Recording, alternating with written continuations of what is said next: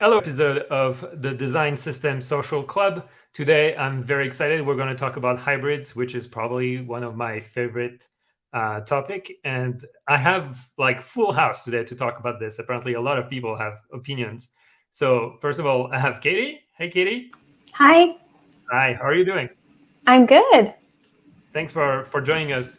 Katie is a hybrid designer developer. She works at Primer, which is the GitHub design system. She used to work also, and actually, I think you created the design system for Car Gurus, and you're also the co-organizer of Ladies That UX Boston. So pretty cool to have you here. And I mean, you came before, so you're a regular at this point. And then somebody that was not there for some time, and we're happy to have him back. Kelly, how are you doing? Coming at you live from warm Seattle. Yeah, we can see that. Or you're trying to rock this like French touch that you That's have. right. Thank you Yeah. for having me. So Kelly is the co-chair of the Design Tokens W3C community group. He's also a front-end developer. He worked on many or several, at least, open source design systems for namely Shopify, Salesforce, the Financial Times. So thanks for coming here. Next one, because it never ends today. Jenny, hi, how are you doing? Hello, I'm good. Thanks for having me. Yeah, no problem. Jenny is a senior staff designer on the Atlassian design system, but she was also previously the lead UX engineer at Udacity on the very last design system. So she's, as us all, actually a true hybrid, going back and forth between design and development. Next one is, sorry, Danny. Hey, Danny, how is it going? Hello, I'm doing good. Just laying in bed. Yeah, apparently. In bed with Danny today. Yes. That's nice. Cool. Danny is a principal design technologist at AWS Amplify. He's also the creator of Style Dictionary, in case you didn't know. I feel like pretty much everybody should know by now, but just in case. And then finally, we have a sixth member today, so we're hitting a new record for this show. Kelly is here with us. Hey, Kelly, how are you doing? Hey, it's snowing in Texas, so as good as it can be. Nice. So yeah, Kelly is a UX Eng lead for Intuit Design System. So obviously she works at Intuit. She's specialized in design tokens, and you might have seen her talk at most recently the Clarity Conference and the Into Design System Conference. So hi, Kelly. We're very happy to have you here. For full disclosure, Kelly and I used to work together. So it's just now it's cool because we don't work for the same company anymore, so we can chat here freely. Anyway, cool. Thanks everybody. Who might you be? Oh, who am I? That's a very good question. I think you're the first one to ask me that question. My name is Christophe Koudzukis. I'm right now the design system manager at Fair. That's fair.com. And previously I worked on design system at Intuit and at ThoughtSpot. And, I used to be a webmaster when it meant that you were doing everything from design development, taking picture, community management, you name it. So I feel like, like everybody else here, I've been like back and forth between design and development. And so, yeah, thanks for asking, Kelly. That's actually very thoughtful of you. Anyway, we have a few people. I just want to start by, showing who's here with us today. There's Henry. Hi, Henry. And then Mike is there too. Sid. And yeah, no, that's Mike again. So many Clarity friends. Indeed, we are a bunch of Clarity friends here. Cool. So yeah, let's start with something simple and maybe like, has everybody here, for example, have been both in your career being designers and at another time developers? Show your hands. Like, who has been both? Okay, so Danny, I don't know if you're just frozen or if you don't want to reply. No, you've never been. You've been always like, but at the same time, like design technologies is kind of a hybrid, right? Yeah. I've only been either a UX designer or a design technologist, UX engineer, whatever you want to call it. But I've never been only an engineer. I see. Interesting. Okay. but that's good. So yeah, just give us like an overall feeling for everybody. Okay, let's go with the crazy stuff first. What is the title of the hybrid? Because I feel like like there's a lot of possibilities. So what either like you heard of or you've been? Who wants to start and kick us like something simple? I mean, I personally like design engineer. That's a term that I came up with, so I want to push that as the official label or title. Okay. At Amazon, it's design technologist. But I know in other places it's other things. So I am a design technologist at Amazon. So design engineer, did I spell that correctly? Change No. the E between the N's to an I. Oh, okay. I'll do that. I like the idea. Design engineer. Should they have like another G? Let's see. Maybe. I think it's in his Twitter profile. Yes, it is. Oh, okay. Well, I'll check that later. But okay. Yeah. Who It's else? like Imagineer, like Disney has Imagineers. Nice. That's a good one. Maybe we should all change our titles for that. Yeah. Just change your handle on this thing right now. At Udacity, they couldn't figure out what to call me, so me and my other friend was the first front end design engineers, and then later they were thinking about they couldn't fit us in a growth profile, so then we're like, okay, let's research all the different titles. So we actually picked UX engineer because it has the highest salary range out of all the other titles, because the other titles didn't exist. So we went with the one that Google made popular, which is UX engineer. That's I feel like it's probably the major container at this point, UX engineer. But I like design technologists too. I think it's actually a nice vibe. Anybody else heard of like fun titles for hybrids? At CarGurus, I was a UI engineer, but really secretly a hybrid designer person, just doing what I could find that was relevant to me. But now at GitHub, I'm a systems designer, which I think is an interesting title and one that I identify with a lot closer than UI engineer, I think, as a hybrid. Okay. It's actually a very interesting topic because to me, like, I feel like hybrids are going like back and forth between design and development, but there's not really I guess Danny's suggestion is probably the best, but I feel like we're always constantly going from like we need to be like one of the two, and I feel like UX engineers kind of like, at least for me, implies that you're coding 95% of the time or something like that, and so it's actually, I feel like you can probably want to be at one point going back to what you're doing now, Katie, like being a system designer. Is the expectation for you to be like mostly doing design then? And by design, I mean, I don't know.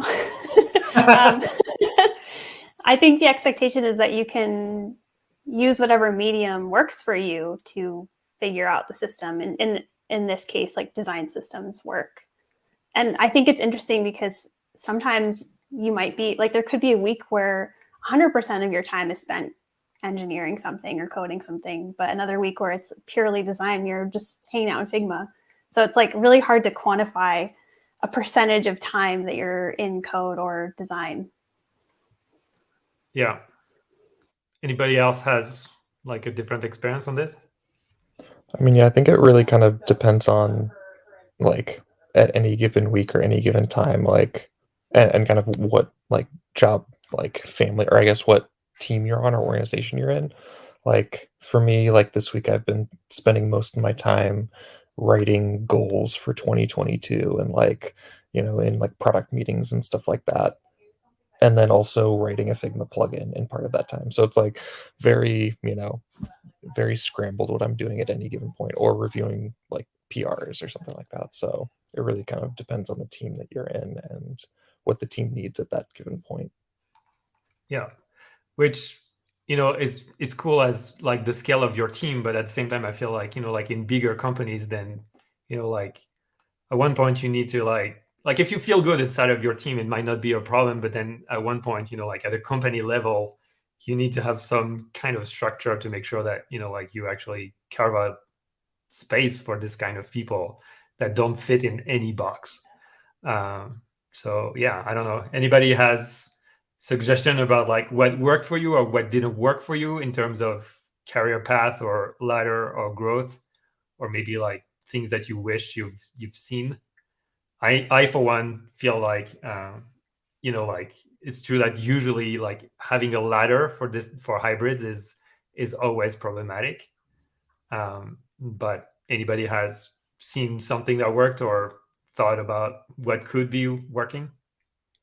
I mean, at Amazon, we do have a career ladder for design technologist as a role, and we have like, I think around 150 design technologists in the company.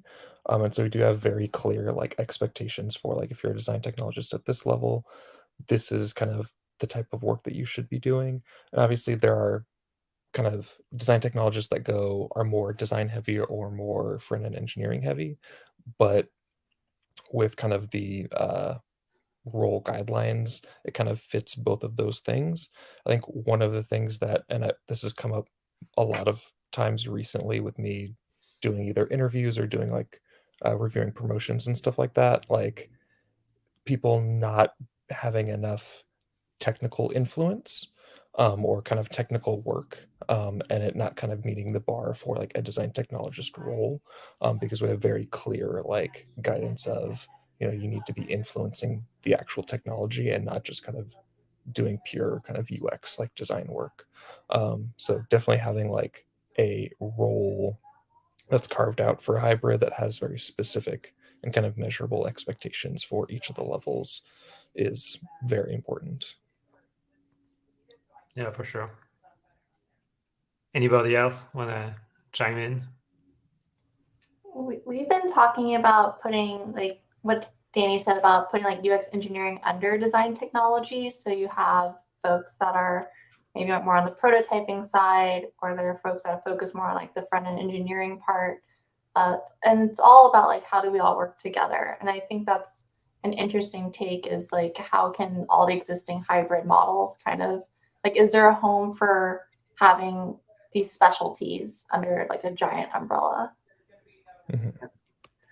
I find it also interesting because it's almost as if like it's really a problem either like for just the middle ground, because like if you're in a very small company, nobody cares what is your title. You're doing a little bit of everything, and that's okay, And if you're in a very big company, then you have actually the scale to have like highly specialized people doing that, like being like very niche role.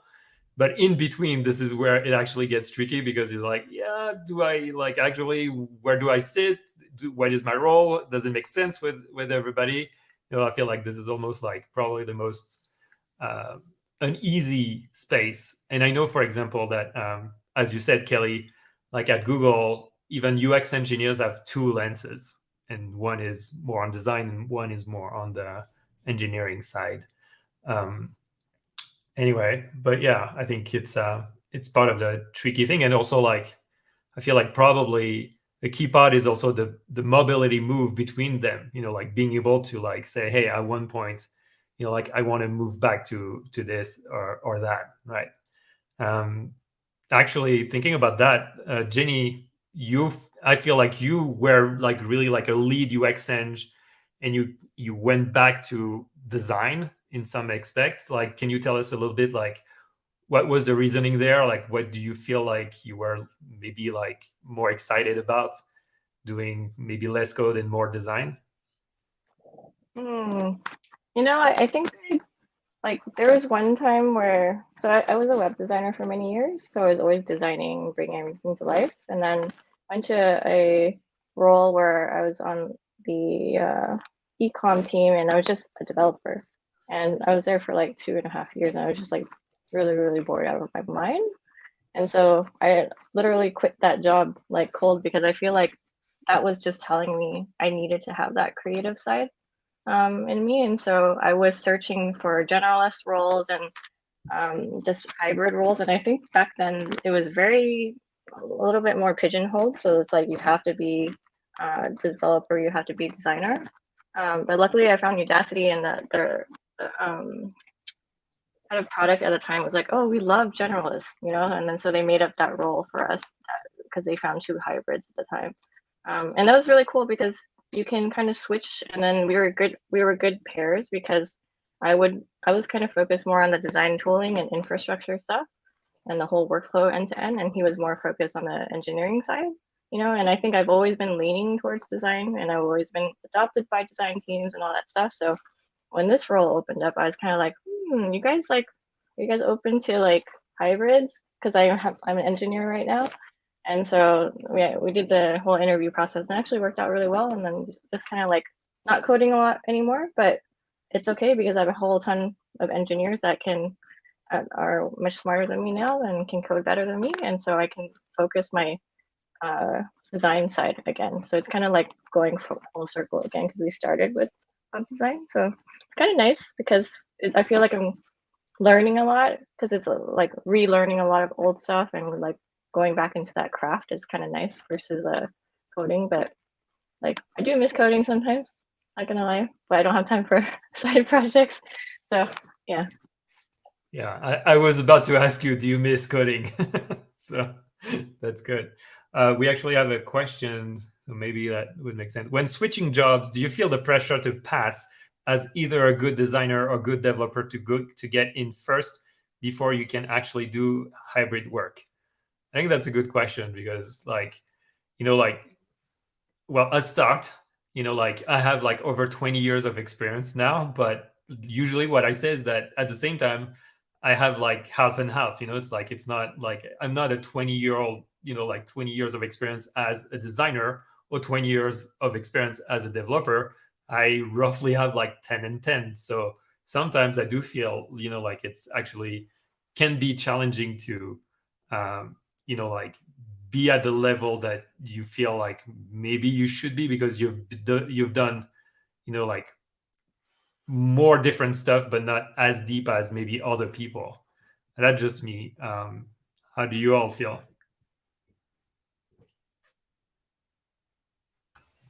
I can take this one. That's such a good question, Sid. I'm just reflecting on 5 months ago when I was interviewing at GitHub.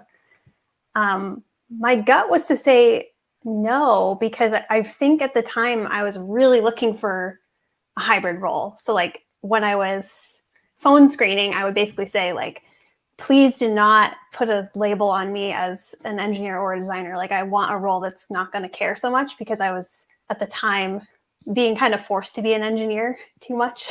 So that was like a requirement of mine when I was looking for a job, but that might be, you know, a different scenario for other people. But during the actual interview process at GitHub, since it has design in the title, and I had worked so many years as like a front-end engineer, like a web developer, I felt like a huge imposter the whole time. I was like, am I really a designer? I'm not sure. I really have to prove that side of it, I think, to get through this. But now that I'm on the team, like that, I haven't really thought about that in a long time. So I guess there is like some kind of upfront pressure depending on the role and the company and what you're looking for, which kind of sucks. But I guess if it's a team that once you get there, it doesn't matter so much, like that's kind of the end goal, I guess, as a hybrid. Yeah, and I think also it helps for like larger companies that do have kind of very defined like role guidelines and stuff like that. Because I think like I'm interviewing a lot of design technologists or hybrids right now, and we do have pretty clear like guidelines. Definitely the bar is not like the same as like a front-end engineer for coding, and it's not the same as UX designer for design side, but there's just kind of like you need a little bit of both. And it's, you know, we're not judging you that like you should be like a front-end engineer at that level or a UX designer at that level. But if you're only showing kind of design work or kind of design skills, or you're only showing coding skills, you know, we would probably want to switch that role to one of those other two. Like you need a little bit of both. But I think potentially for smaller companies or like smaller organizations, it might be harder to kind of judge, you know, what is a good hybrid, because they might not have that many at the company at the time. Yeah. And I think kind of goes also with that question, like, do you have any example you could share of career ladders or outline of expectations for hybrid roles? I think that if you have those, then it might also be easier for, like recruiters, for example, to understand what they're looking for, because, like, I've been a manager like for several years now, and it's always a struggle to make recruiters understand, because, like, most of the time they get what is a product designer, they get what is, like a software engineer. But when I'm starting to say, okay, so how can I actually make you understand that this is a little bit more nuanced? But obviously, yes, the career ladders can help. Do I have personally share any good examples? I know that probably, you mentioned, Danny, that at Amazon you have one. I think Google has a pretty solid one, but I don't know if it's available to the public. So anybody knows of a good career ladder for hybrid roles that is open to the public? There may be, I'm not 100% sure, I need to look it up, but on the Shopify blog, I think it's on the UX Shopify blog, there's a bunch of articles about UX developer as a role, and there might be some drops of wisdom over there, pearls of wisdom that you might be able to apply to your career ladder. However, what I can say when I was at Shopify is that the level 4, which was kind of junior, to level 5, it was a pretty clear set of expectations. And then as you go to more senior roles, it's not necessarily a checklist of skills you must have. It's more, what kind of impact can you drive at scale? Can you lift the quality of the experience across multiple teams? If you go further up the ladder, and then to the point that you're lifting the entire organization, you're helping recruiting people, you're helping setting the direction for what the role even should look like, you're helping set a vision for maybe even the industry. It can go pretty high in terms of level of impact. And so I think senior, at the top of your senior kind of range of growth, that's it. It's not like you're going to become a way better developer or way better designer at that point. You know the job, you can execute, you've proven it, you've led a few projects, and then it's how can you demonstrate bigger levels of impact by again scaling that. Makes sense. Anybody else? Yeah, that's kind of one of the main things I think that we focus on at Amazon, is kind of the scope of impact, or kind of the level of impact, as kind of a broad way of kind of showing how senior the person is, and that impact could look very different on different teams, based on kind of what the team is doing, and specifically what the hybrid themselves are doing for that team. It could look like completely front-end infrastructure, it could look like design systems work or design ops, but kind of showing that impact, I think, is kind of the main thing that we look for. Cool. Moving on, I thought I saw somebody asking a good question in the chat. I think it's Henry. As a designer or developer working full-time, how can you work on that transition? How can you go about learning the other skill? I thought that was actually good. And he said, I'm biased to hearing about learning engineering as a designer. Okay. I can take that one. Go for it. So I started as a product designer at Intuit, and before that, all my roles were design roles at every company. And one of my first jobs as a designer, the expectation was you coded all your designs. I did not know that when I took the job.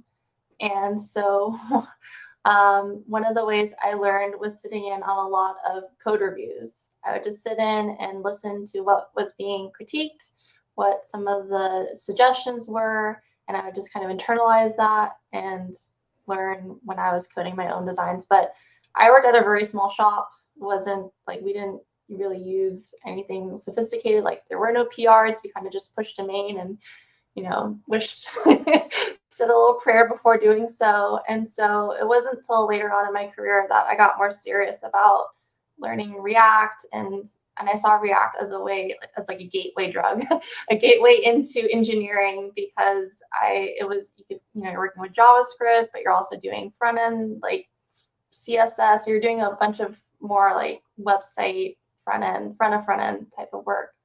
And so at Intuit, or at USAA previously when I worked at Intuit, I started getting really interested. I would work with a lot of engineers, understand what their pain points were, what were they struggling with. And I noticed, wow, like you have so many great engineers, but not really many of them specialize in CSS or knowing, that you could solve that in CSS. You don't have to write a custom JavaScript function.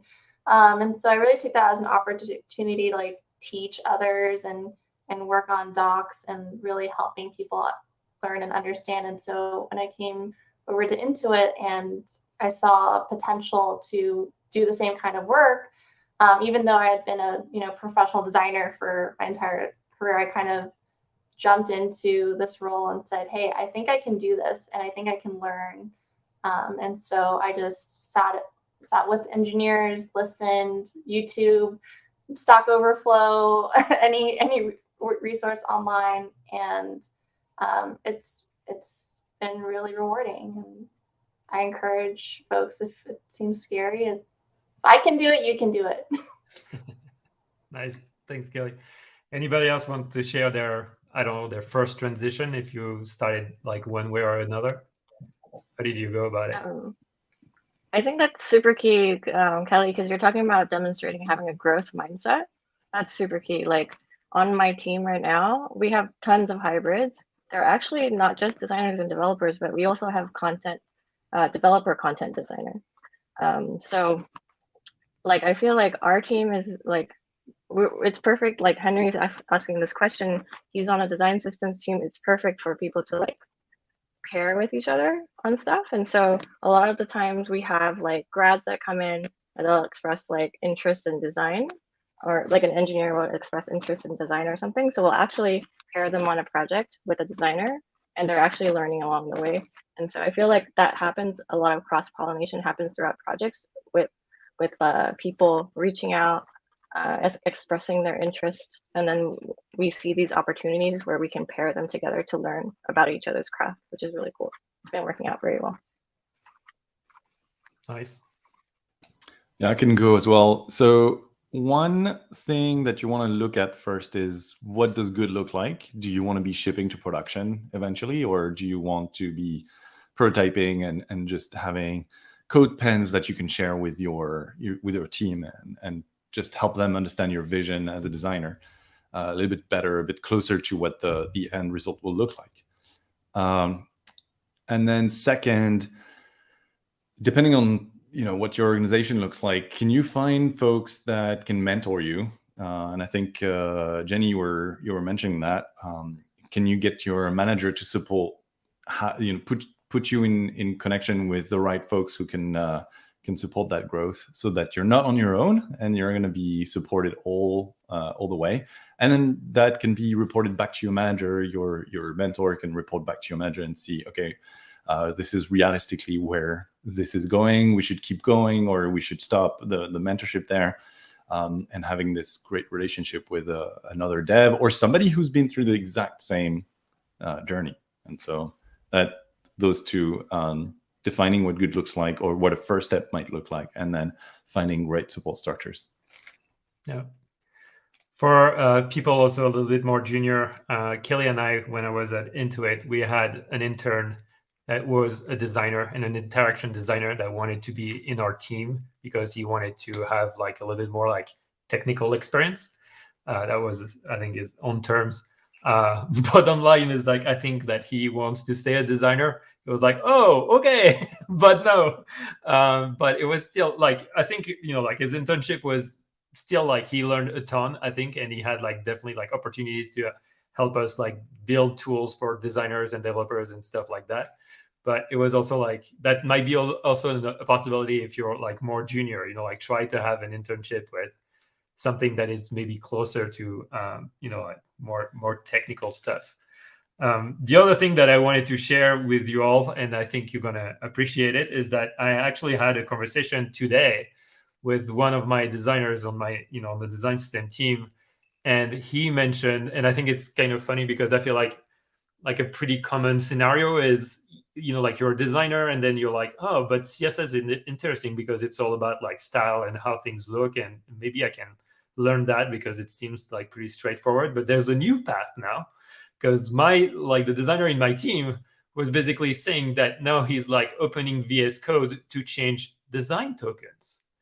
And so I was like, aha, I'm gonna get it. I'm gonna, like, this is, this is just the first taste, but I can get you more. I will get you further with that. So, there might be like a new way to have more designers start to be, a little bit more technical. And I think it makes sense with design tokens because, now you have like designers that suddenly like think of the design, like the anatomy of a component, and it starts to actually make sense to have like the different elements and how you can potentially, like have starting to, like dip your toes in more like engineering land through, like JSON files, because that's, I think, like a pretty easy first step. So I don't know, maybe we'll see more of that. I just find it interesting. And to bounce back on that, on the chat we have Jan6, not sure how to pronounce it, sorry, who's a well-known plugin developer nowadays. I mean, I'm sure they're developing other things, but it just so happens that I'm seeing a lot of people developing plugins for their design tools, and I love it. I think it's a great entry into the developer world while making your life easier as a designer and scratching your own itch of how to improve your own tools. I love it. Makes sense. Jenny, did you want to, I feel like you had like another thing that you want to talk about around like internship or something like that? Oh yeah, we also have these things called secondments, and they're like basically little internships that if you express to your manager, you could say I'm interested in this other kind of role or other craft, and they can actually negotiate and plan with another manager to do a swap. And yeah, that happens for a quarter at a time sometimes, which works out well too. That's cool. That's great that there is this opportunity basically to be able to try those things. Obviously, I mean, I feel like most of the time it's like on bigger companies that you can start to have this kind of program, but that's a good way to do that too. Cool. Well, I feel like we kind of there's Jan 6. Yeah, scratch your own itch. Exactly. Yeah, personally, I feel like, so I think I technically was a developer before being a designer, really, because I started, around when I was 12 and doing like logo and basic programming and stuff like that. But it was always about drawing something on the screen. So I feel like this is how I started. So I feel like design was more a second thought for me. It's like, okay, I want to create something cool. How do I make it look good? This kind of vibe. But it was more like from the Eng perspective. Anyway, there's another thing that I wanted to talk with you all, because I feel like if hybrids are like some kind of rare birds, I feel like there's even like a subset of that hybrids that I don't see very often, because I feel like most of us, and tell me if I'm wrong, we came from web. We came from web design and web development. Have you ever, like, how many people do you know that are hybrids, but are actually more like interested in developing for, like mobile native platforms? I mean, that's actually how I made the transition to design technologist. I was hired at Amazon as UX designer, and I worked on a mobile app the mobile app for third-party sellers on Amazon, and that's how I kind of made my transition into design technologist. So I have seen that because I am one of those. I mean, I did start doing like web design, web development before then. There's also another facet that's even less common, but like hardware prototyping, So like we have design technologists that are working on like new hardware devices and stuff like that. Obviously, only like Amazon and Facebook and Google and I guess now Spotify with their like car thing that they have. But it's definitely not super common, but I have seen that as well. A design technologist that does physical prototyping. Cool. Anybody else have experience more on the native platform side? I mean, in the Flash era, oh my gosh, like you had these amazing designers that brought to life these fantastic user interfaces. And learn to code through Flash. So thanks Flash for teaching so many designers how to code. That's rip Flash. But that was my first programming language was ActionScript, and I did that in high school in a graphic design class. So that's how I got started. Exactly. ActionScript for the win. I like that. I need a sticker. Somebody make me a sticker, please. Cool. Yeah. Anybody else want to chime in on like native developer experience, designers, developers, before we move on to something else? I've seen a few courses like on Twitter, like Swift has been fairly popular. I see a few courses like Swift for designers, and it's always like one of those things where I'm gonna go learn, and then like something new comes out in React. I'm like, okay, never mind. I'm gonna go learn this thing instead. But yeah, I think there are lots of really cool resources out there, and I see a few folks on Twitter like diving in and doing these cool Swift experiments. Yeah, if only we had all the time in the world. I feel like probably like the hybrids common trait is also just like a curiosity for all those things and say, oh yeah, I would love to create a new like an iOS app. It seems super fun. And I know like the tooling as well, like around like Swift UI and around like Android development with like Android Jetpack Compose, it is becoming more friendly for non-technical and non-coder people to be building interfaces in Android and iOS. And also with like Flutter as well, like they're becoming more approachable to kind of non-technical people. So I've definitely seen like Kelly, like you said, there's a lot of courses that are like Swift UI for designers or Jetpack Compose for designers or whatever. So I'd say it might even be potentially starting to get easier to do it from like a mobile or native or like Flutter perspective, because they have the tooling like Xcode and Android Studio and stuff like that have tooling to be kind of more designer friendly. So it's not just VS Code is just a text editor and then you make a change and see it on a website, but like having more visual tools for creating UIs. So it might even start to become easier for a native developer to learn native development as a designer. Okay, second throwback. Bring back Dreamweaver for native development. Dreamweaver for native development. I mean, game development, I wonder is if it's kind of what we have that's the closest. And also 3D animation, like Pixar. The fact that Pixar even exists is pretty amazing. Like these designer visionaries were coding like crazy and inventing the tools to make them, to enable them to do these things. And when you read the story of how Toy Story was built, they had to invent these things and to come up with the code that would power the animations that we saw on screen. Like you need both the designer side and the coding side. I don't know how it is done, how games are done today, and how much coding do animators need to have. But yeah, it seems interesting parallel. Yep, for sure. Who touched a 3D design tool here, like something like, I don't know, Maya, Blender, or something like that? Kelly? Okay, nobody? Yeah. I did Maya back in like the early 2000s. Yep. Okay. How about something like Unity? Anybody touch like gaming? Okay. Kelly is a gamer. In case Kelly just knows everything. My major was in 3D modeling for game development, so I kind of okay. those bases. That makes sense. That's cool. Great. And I'm I- curious, did you have to code much, or was it very I don't know, vector driven, or did you have to code your own shaders, those kind of things? How, like? Not during college. It was more about like, how do you unwrap this thing manually? And then later on, we found there were tools that did that for us, and so we didn't know why we bothered learning all of that. But I actually made a game after I graduated to try and learn more, and so that's where I in college we learned Unreal, and then I decided to learn Unity.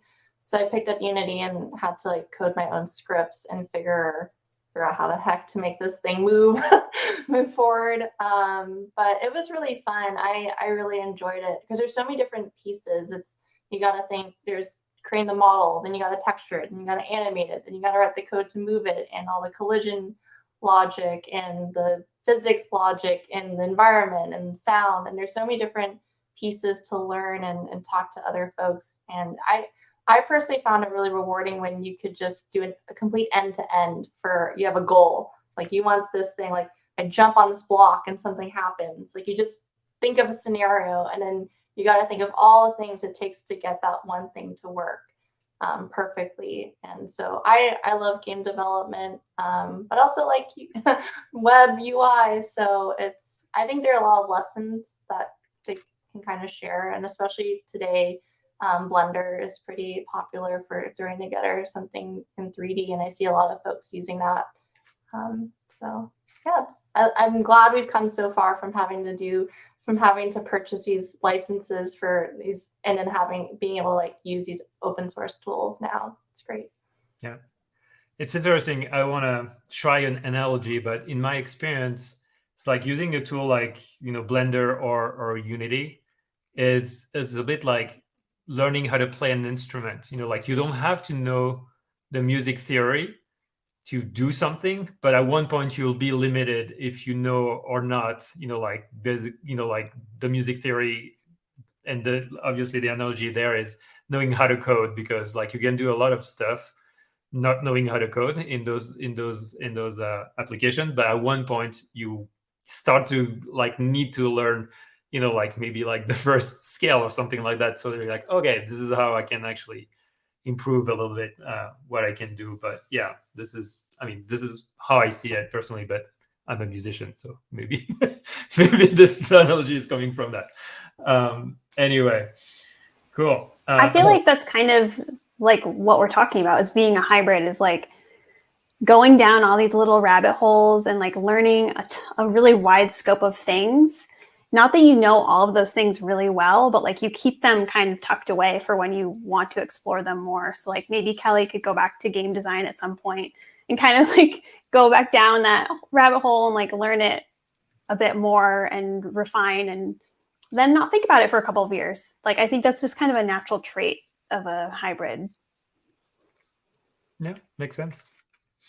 Cool. There's another aspect of the role that I wanted to touch a little bit, and I think that who was that? Sorry. Yeah. No, that's not what I was looking for. Sorry, I saw something that made me think. Yeah, that's Mike. I describe my roles as a couples counselor for designers and engineers. I think hybrids, like I often say also that hybrids, are cement people, or, like they build bridges between designers and developers. Like basically we have a tendency to understand, both sides, and I don't want to make stereotypes, but at the same time, I feel like I see people nodding, so I feel like we're pretty much on an agreement that usually we build bridges between those people, and we try to, like, we're actually able to communicate with each side. So I wanted to ask you all, what are the things that you feel like either designers or developer you wish they knew, or you wish they knew how to communicate or do, or like basically collaborate with the other side? You have any things that come to mind?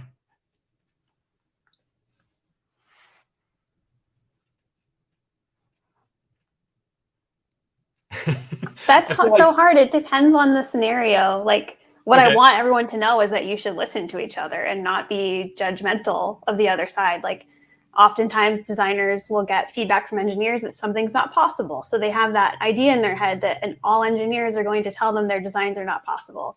And so there's like this friction there, even if it maybe hasn't happened yet, they're anticipating it. And there's a perception that designers are creating things in Figma that are physically impossible to do on the web. So engineers are just like, I don't want to look at your Figma. Like, I'll figure it out myself. But that's not always true of the people you're working with. And I think in the past, I have been the person translating those things between designers and engineers to just get us all on the same page. But I guess I wish I didn't have to be. I wish people would just talk to each other and not be so judgmental up front. Yeah, I guess the judgmental part is something pretty prevalent there. I think also to that point of like saying things that like aren't possible, or kind of like having that like feedback. And generally, like what I've tried to do as well for that is like nothing is really impossible, but like Exactly. it's like how much time and effort does that cost? Yeah. And so like trying to translate that between the two. And sometimes it's like, hey, we can do this thing, but it will cost 3 months to develop it, and that might be, you know, worth it in some cases. Sometimes it might be, oh, we can do something else that's like 2 hours, and that might be just as good. And so kind of being able to like frame certain things like that, I think is really helpful for like both designers and engineers, so that it's not like, oh, this will take too much time to do, or oh, this is impossible. But just kind of like having kind of speaking to both people from that mindset, I think is helpful.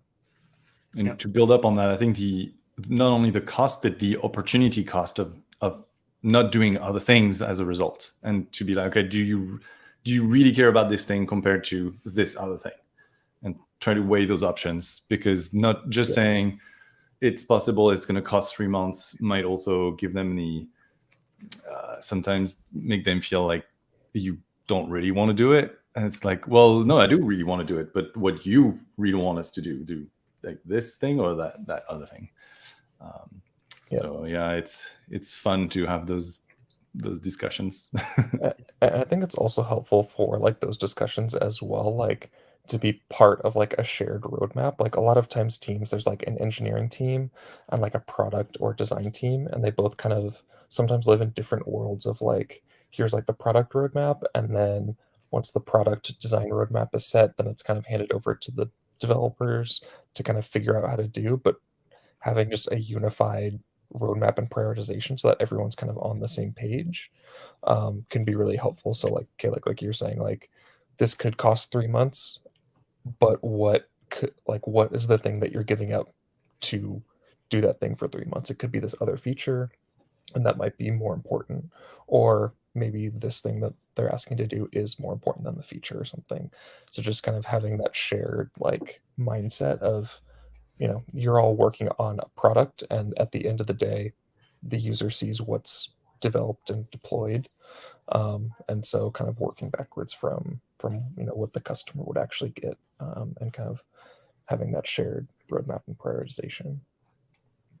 So something that's helped our team is, instead of just worrying about what we're trying to ship, we spend more time all trying to be informed of decisions. And so previously, I've seen it where, you know, a decision was made on the dev side and it didn't make it back to designers. And so the next feature, design got made the same thing, and developers. So there was like a disconnect where, like, only because it was a developer decision, it only impacted developers, but no, it impacts the entire team. And so having more, so for our, you know, definition of done and our documentation, it's now more like, hey, this is the decision, but now we add it to our process to where everyone's informed, no matter if they're working on it directly or not, so that the next time it's less siloed, like those decisions feel less siloed. So it's cool. Yeah. On the vein of the silos, I just wish people wouldn't stay in their silos, if that makes sense. Because it's like, you know, sometimes it is like you ship your org chart and everything, but like really like building the relationships across the team is super important, because then that opens up, you know, the opportunity to pair earlier. And like have like if a designer starts and have a developer there to pair with them to like get some feedback if they're going down the wrong hole or something. I think that's super important, and like it's like doesn't lead to the best outcome, because like it's so magical when you're like pairing, when you're working and you're like, say like you like are part what is it called, what do we call it, the handshake, say you're handshaking throughout the whole process. It's like sometimes things just come to life when you're actually like pairing together live, like in the prototype as it's like as they're bringing it to life. And then because when it's static in a design tool or something, you don't account for all the edge cases, and something even better comes out of it. So yeah, I really wish people would break, like, because we're the ones bridging gaps. So like we're always trying to bridge the silos together and get them to cross-pollinate. It's like, yeah. There's one thing that I usually talk, like I talk about that, and I define as the mechanic syndrome. It's like you're going to the shop with your car and you have no technical knowledge of what's wrong with it or how much it's going to cost, something like that. And so basically, I feel like sometimes designers come to developers and having zero technical background on, like what they're asking for. Like it's very easy for somebody that has the technical knowledge to basically tell you whatever they want because you don't know better. And that's for me, like obviously a problem when you get this kind of bad actors. I'm not saying that like all developers are doing that, far from it. But at the same time, in the context of work, I've seen people acting like that. And so I feel like this is where, like for me, like engineers need to come, as you said, like Danny, like nothing is impossible. It's just like sometimes it might take 2 years for us to get there. So obviously not okay, but having the honesty to actually say those things, I think is super important. And so also, and I would actually encourage, like designers in general, when you're designing for a medium, you should know that medium very well. Does it mean that you know how to code? No, but you should understand the, like the capabilities of that medium so that you can actually make more interesting designs, and really exhaust the possibility of that particular medium. And so I feel like somebody was asking something, it just made me think of that too in the chat, is that another way that I'm thinking about it is going to date me a little bit, but back in the days, like on websites when you had like snowflakes or sparkles following your mouse, like on website, and most engineers were just like, this is so cool, like I can do this, so I'm going to. And to me, it's like, it's exactly the difference between like the developer mindset and the designer mindset, where you're like, yeah, it's not because you can that you should. And so usually like the developer knows how to do that thing, and the designer knows where it would be a good idea to use that thing and why we should be using that thing. So ideally, I feel like in an ideal state, there's like an open conversation about those things so that developers can inform designers of what is possible to do. And then designers can actually get that knowledge and make sure that we're actually using the right tools at the right time for the right purpose. So anyway, that's kind of like my view on it. And I think that, Chudo had a very interesting question. Sorry, Danny, you wanted to say something. Sorry. Oh yeah, I was just gonna say, kind of thinking about that now, like one of the things I do wish like some engineers would kind of like internalize is having kind of the ownership to, make decisions like on their own. Like I've seen a lot of developers that I've worked with kind of scared to make any change in the UI because they need it to go through design approval, like, and like have like everything go through like, okay, a designer must tell me what to do specifically. And it's almost like a, like kind of like scarred in them that they need that. And I try to like, break engineers from that so they feel empowered, like, Yep. If you're just changing a little piece of text or whatever, like that's fine. Like you don't need a designer approval for every single UI change that you make. So I just want engineers to be comfortable making changes too. Yeah, That's where design tokens comes in. Yeah. That too, yes. I feel like it's also interesting because like in the design system realm, how many times do you see a developer asking the design system team, how can I make that? And that thing is not covered by the design system purposefully, because designers actually on the design system team decided that that was not an option. But basically, the whole chain is that a designer didn't really look into the design system and just wanted to make that new shiny thing. And the developer is just like executing and not feeling empowered to push back and say, hey, it's not on the design system. Are you sure you want to do this? And so many times we actually have to like pull back and say, okay, why do you need to do this? Is it coming from a designer? Was that designer actually like get to like talk with the design system people to make sure that that was really like something that yes, we want to introduce to the, for whatever reason for that feature? Or was it just like on a whim and not really necessarily like a thought of decision? So definitely with you, Danny. I feel like I want to empower also developers to think, is that a good design or not? And having an opinion on it. Yep. Anyway, Chudo was asking, as hybrids, do you catch yourself limiting the creativity of your design side because your engineer side anticipates the effort? That's a good one. Yep. I'm lazy, so every time I can get 20% of the effort in to get 80% of the value, I'm just gonna do it. And it sometimes is there's a catch, So, but that's just me. And when I work with teams, I get over it. But when I'm doing things on my own, I'm like, what's the easiest way I can get to that, to doing the thing? And sometimes it's like, oh, instead of creating a beautiful, delightful experience where you have a multi-select, what if I just use the select component and that's it? Like it comes like this, which I have seen in some teams where designers push for something, a pretty innovative solution, and then developers are like, we don't have time, we're in crunch time, just use the design system, and then the user experience ends up being poorer than it could have been. So I feel like not just this this tug of war between those two sides exists not only within us, or within me at least, I don't know about yourselves, but in teams as well, where sadly that there's a bit of that happening too. I don't know. I'm curious what other people feel like, because I've seen other people being like, well, you know what, I can make such a way better thing because I've got all of this knowledge. So, but for me, I'm just lazy. So I'm just reflecting on what you said. I'm realizing about myself. I think if it's somebody else's design and like really amazing idea, I'm so excited to hack that with CSS and like make it pixel perfect, amazing, because it's such a fun challenge.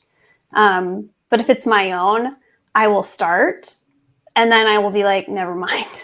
I don't have time for this. I'll do something easier. I think I kind of like flip back and forth between those two, because like sometimes I don't know, I'll just get like very into something, and like it might be like I'll spend a whole day like coding something that probably isn't a super effective use of my time, but I'm just like, because I can do it, I want to, and it's very interesting to me to like, build some crazy solution. And so I kind of like, basically I kind of flip back and forth between both. And sometimes I'll over engineer something just because I can. And sometimes, like both you said, like I'll be like, I don't want to do that. That's not a good use of my time. Or sometimes it's about adding a light or dark mode toggle to your blog. Yes, You start to question, is this worth it? Yeah. I feel yes, some it was worth shade.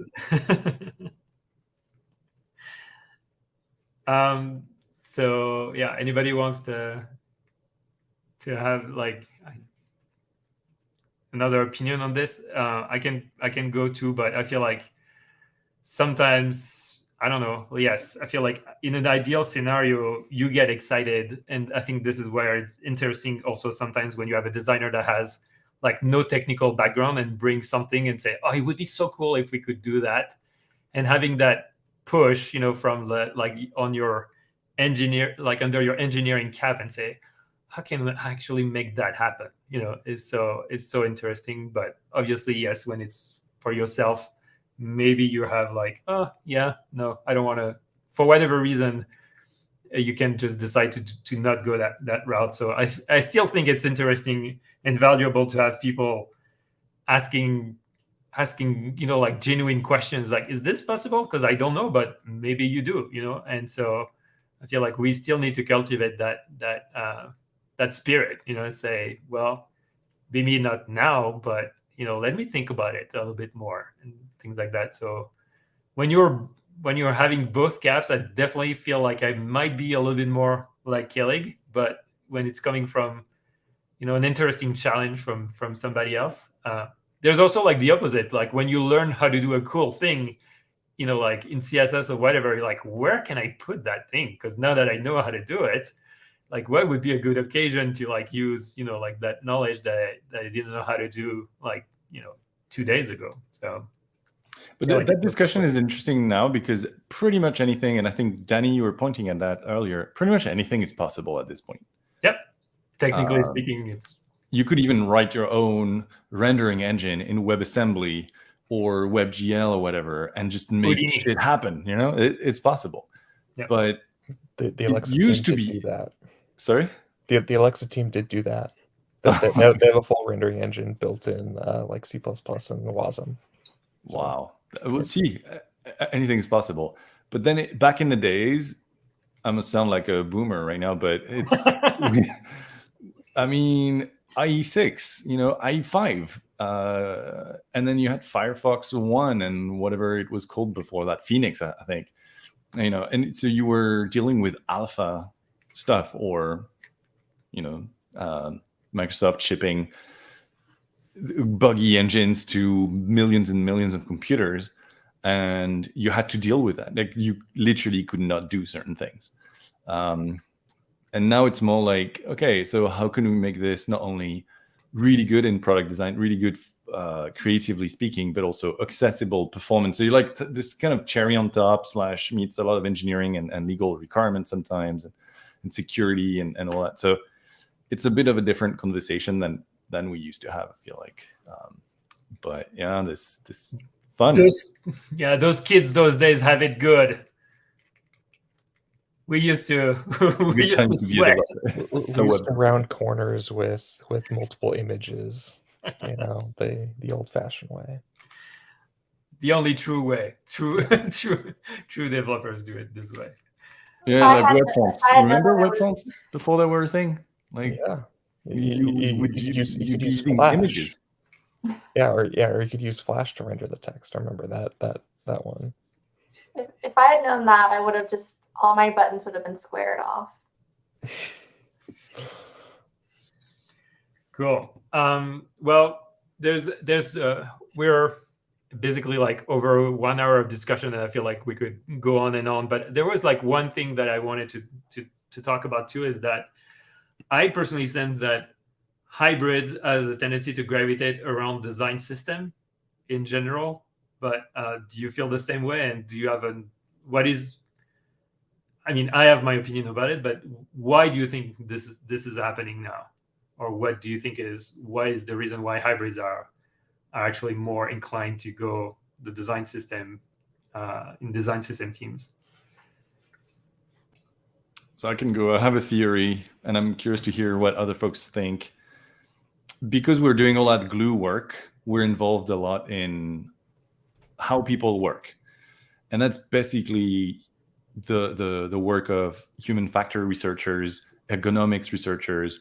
What you look at literally how people accomplish tasks on the day-to-day. You're not in a silo, just delivering one thing, one widget, and done. And so design systems are a tool to help people accomplish that work across disciplines. And so that is why there's so much gravity around design systems. So that's my theory. I'm curious to hear what other people think. I've mentioned this before, but I feel like design systems are home for hybrids because, and it's a quote I heard from Brad Frost, I think, because we have the empathy. We've been working in those those roles for so long. And then, when the system stuff started getting kind of more popular about 5-6 years ago, like we were building those from the ground up. So I feel like we had a lot of hands-on experience, So it's like you're using those tools, you're building them, you're shaping them, and then your experience of using them changes. And then you have those insights as you're working to be like, maybe I can change this to make this designer or developer's life easier.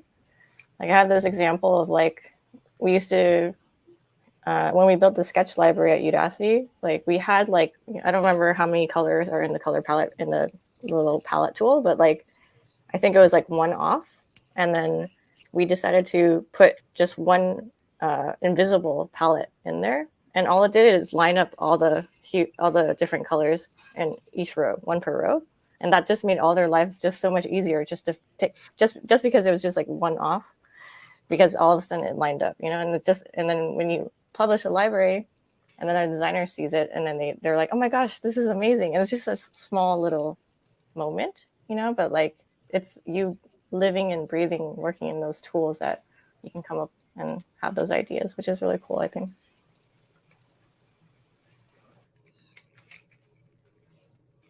Anybody else want to chime in? I mean, I think one of the things kind of for me as well, like, there's this notion of like developer experience for kind of developer tools and for code and stuff like that. And then kind of genuine, like just like you're saying with your example, like there's like designer experience for the design tools that they're working in. And I think that like being able to kind of do design and development kind of you'll naturally gravitate towards doing those types of things like developer and designer experience, which is like at the heart of design systems work.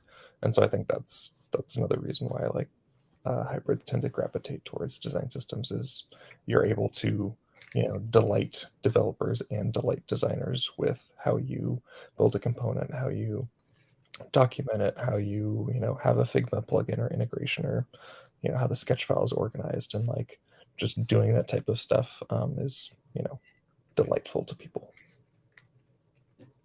I think from like a career standpoint, it's less about the work, I guess, that you're doing, and more about the people that you're working with. Last time when we talked with Nathan Curtis, he used the term singleton, design system singleton, and we all thought that was amazing.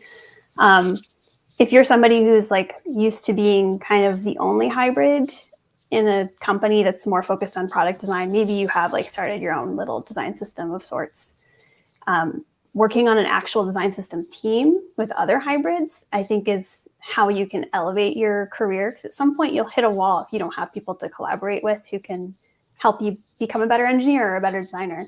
So gravitating towards a team that is usually made up of many hybrids, or that kind of person, whatever title they have, I think it's a good move for those of us who have been filling the gaps in our company with strange titles that don't suit us.